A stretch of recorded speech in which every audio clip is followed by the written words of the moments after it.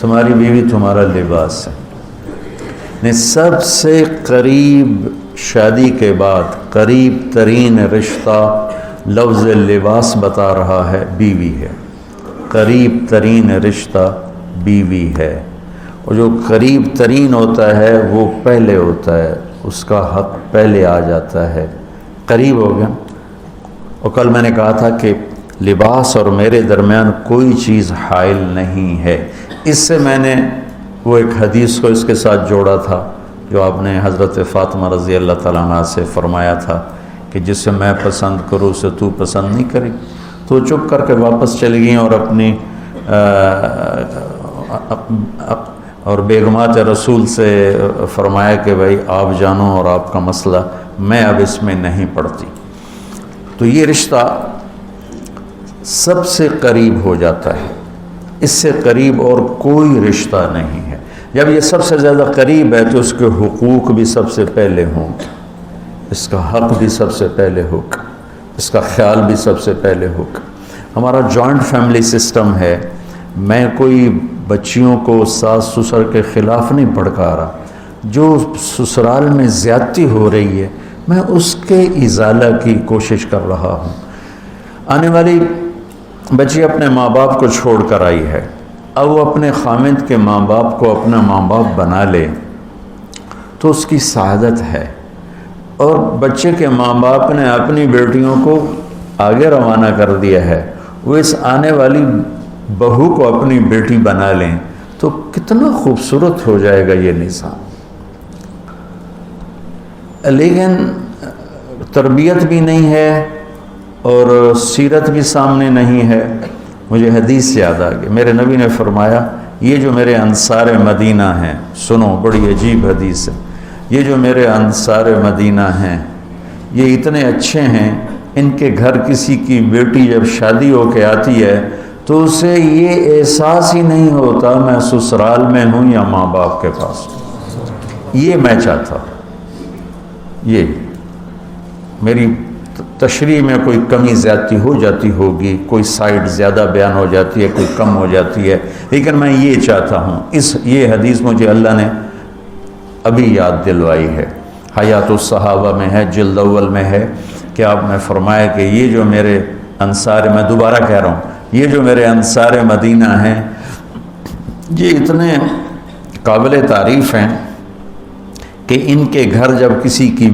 ڈولی اترتی ہے تو اس آنے والی بچی کو یہ احساس نہیں ہوتا کہ میں اپنے گھر میں ہوں یا سسرال کے گھر میں۔ میرے عزیزو، کم از کم تم جو میری اولاد ہو، تم میری روحانی اولاد ہو، تم تو میری بات کو آگے چلاؤ کہ تم اپنے گھر کو، اپنی بیوی کو اس طرح رکھو، اپنے ماں باپ کو بھی اس پہ تیار کرو، اپنی بہنوں کو اس پہ تیار کرو۔ ایک رخ تنقید دی، اے کر دی بھائی، اے کر دی بھائی، یہ سارا یہ میرا ماحول ہے، پتہ اٹھیندی کی میں، باندھی کی میں، ٹردی کی میں، یہاں تک یہ ساری کہاں سنی باتیں۔ تو بچے کے ماں باپ کہیں ہماری بیٹیوں کی تو شادی ہوگی، اللہ نے ہمیں بیٹی دے دی ہے، اب ہم اس کو بیٹی بنا کے رکھیں گے، اور آنے والی کہے کہ میرے ماں باپ کو تو میں نے چھوڑ دیا، اب میرے خامند کے ماں باپ میرے ماں باپ ہیں، میں نے ان کے پاؤں دھو کے پینے ہیں، تو خود اپنی خوشی سے سارے گھر کی خدمت کرے، کون روکتا ہے؟ لیکن جو ہمارا ایک جابرانہ ماحول ہے اس نے اس رشتے کو توڑ کے رکھ دیا ہے۔ یہ جو آنے والی لڑکی ہے اس کے ذمہ ہے نسل تیار کرنا، نسل۔ میری بہو سے میری نسل چلے گی اور میں اسی پر جوتا اٹھا کے کھڑا ہوں، کتنی بڑی زیادتی۔ ماں یہ نہیں سوچتی کہ میری نسل جو چلے گی اس لڑکی سے چلے گی۔ اب ساس اگر یوں سوچے کہ میری نسل اس سے چلے گی، سسر یوں سوچے میری نسل اس سے چلے گی، خامند یوں سوچے یہ میری نسل اس سے چلے گی، خامند کی بہنیں یوں سوچے ہمارے بھائی کی، ہمارے باپ کی نسل اس سے چلے گی، تو ہم اس کو عزت دیں، محبت دیں، پیار دیں، تو وہ پاگل ہے جو تمہیں کاٹ کھائے گی یا تم سے لڑے گی۔ اس کو تانے اتنے ملتے ہیں، ذلت اتنی ملتی ہے، اور میں نے جیسے کہا لباس سب سے قریب ہے،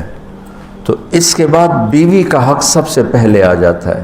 ماں باپ کی طرف سے زیادتی آئے تو تمہارے ذمے ہے اپنی بیوی کو بچاؤ، اللہ کے واسطے اپنی بیویوں کی حفاظت کرو۔ ہاں تمہاری بیوی کی طرف سے زیادتی آئے تو اللہ کے واسطے ماں باپ کی حفاظت کرو۔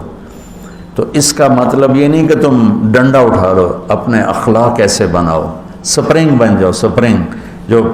فریشر سے کو قبول کر کے دب کر نیچے چلا جاتا ہے، نیچے جانے میں جڑ جانے کا نظام